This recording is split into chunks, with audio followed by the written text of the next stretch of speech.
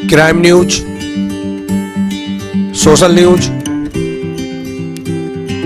Political news,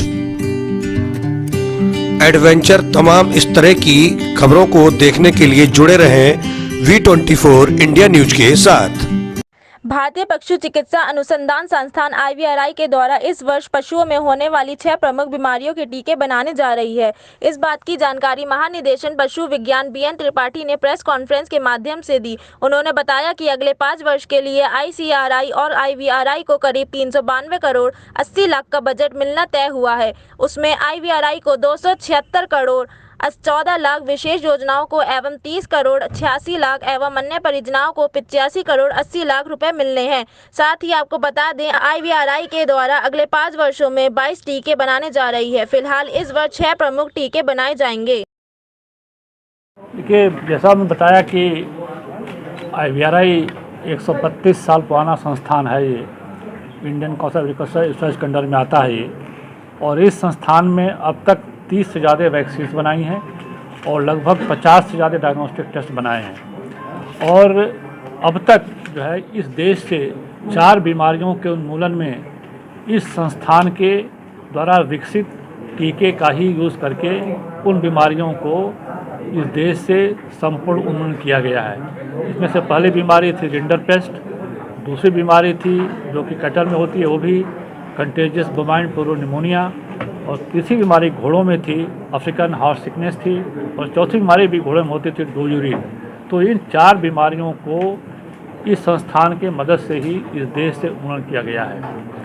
और भी जितनी हमारी बीमारियां हैं, जैसे कि इस समय सरकार गवर्नमेंट एक डिजीज उन्मूलन प्रोग्राम चला रही है। इसमें उन्होंने 4 बीमारियां लिया है, जिसमें कि एक FMD है, फुट एंड माउथ डिजीज़, जिसे खुरपा का मुक्का बोलते हैं। एक छोटे रोमांथिक पशुओं की बीमारी महामारी बोलते हैं, जिसे PPR कहते हैं। तीसरी बीमारी जो कि सुअर में होती है, पिग में होती है, जिसे क्लासिकल स्वाइन फीवर, सुअर ज्वर बोलते हैं। और चौथी बीमारी जो जूनोटिक है, जो कि आदमी मनुष्यों में भी जाती है, वो ब्रुसेलोसिस है। इन 4 बीमारियों का जो भी टीका डेवलप किया गया है, वो इसी संस्थान का डेवलप किया गया है।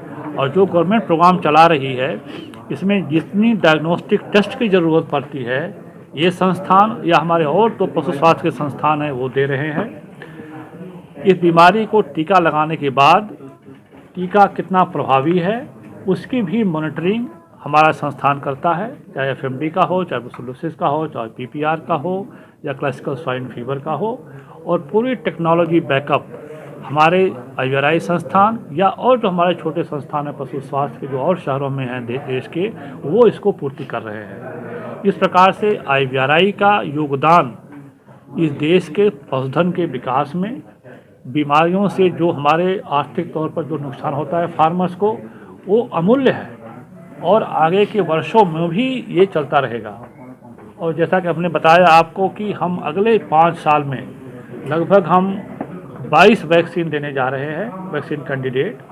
वो सब डिफरेंट स्टेज में हैं, कुछ तो की टेस्टिंग हो जाएगी, जैसे हमारे PPR की वैक्सीन है, शीप पॉक्स की वैक्सीन है, और हमने अब पोल्ट्री वैक्सीन में भी हमने काम करना थोड़ा सा शुरू किया है, उस पर भी हम काम कर रहे हैं। पिछले 2 सालों में हमने 3 वैक्सीन को रिलीज कराया अपने माननीय किसी मंत्री जी से, जिसमें कि एक बुसुल्ला की थी, एक स्वाइन ज्वर की थी, और तीसरी एक पोल्ट्री की वैक्सीन थी। और वो सारी वैक्सीन्स को हम बायोलॉजिकल प्रोडक्ट में भी देते हैं, क्योंकि कुछ स्टेट्स हैं जो अपने खुद वैक्सीन बनाते हैं, तो उनके लिए जो टेक्नोलॉजी चाहिए वो टेक्नोलॉजी हम यहाँ से देते हैं। दूसरा, पूरे देश में डायग्नोसिस को, क्योंकि बीमारियाँ होती रहती हैं, ये हमारा सेंटर यहाँ पर एक हमारा कैटरेट जो यहाँ का डिवीज़न है, वहाँ पर सेंट्रल डिजीज डायग्नोस्टिक लेबोरेटरी है। उसके साथ सरकार की 6 और रीजनल लेबोरेटरी अटैच हैं, जो कि नॉर्थ ईस्टर्न रीजन में है, सेंट्रल रीजन में है, पुणे में है, जालंधर में है, साउथ में है। उसका भी समन्वय यहीं से शुरू होता है, यहीं किया जाता है।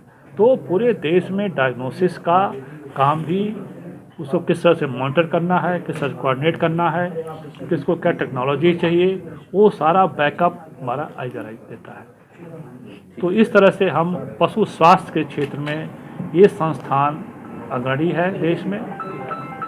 जैसे कि आपने कोविड के बारे में भी बताया था कि जानवरों में भी कोविड फैला है, तो कौन से जानवर हैं जिनमें कोविड के लक्षण पाए गए, कोविड बीमारी पाई गई, कितनी खतरनाक रही इन जानवरों के लिए? देखिए, कोविड वायरस जो है ये तीसरा खतरनाक वायरस है कोरोना वायरस में।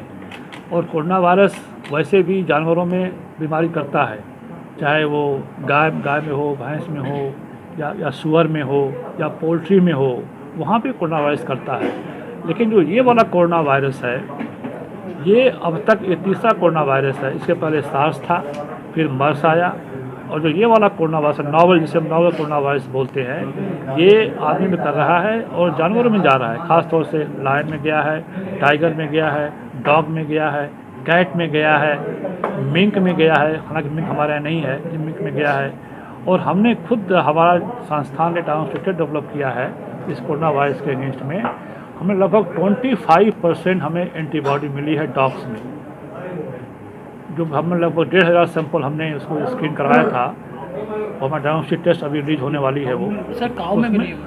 नहीं, काऊ में, बफलो में नहीं आया है, बिल्कुल नहीं आया है ये। और ना तो मतलब चिकन में गया है, इसलिए जानवरों पे ना हो आगे चल के, या और जानवर ना शामिल हो, इसके लेके IVRI किस तरीके की वैक्सीन है, क्या तैयारी कर नहीं, रही है? हमने कोरोना वायरस पर जो सरकार काम कर रही है, हमारे ICR ने ही 10 करोड़ का एक प्रोजेक्ट दिया है इसी कोरोना वायरस पर, जिसमें हमारे 4 संस्थान काम कर रहे हैं। उसमें IVRI हमारा ये है, दूसरा संस्थान हमारा निषाद है, भोपाल में है, तीसरा संस्थान हमारा NRC क्वाइन हिसार में है, और 50 संस्थान हमारा एक चौथा संस्थान है निवेदी बेंगलोर में है। ये सारे संस्थान 3 पेड़ पर काम कर रहे हैं। उसमें हम यही देख रहे हैं कि किस तरह से ये वायरस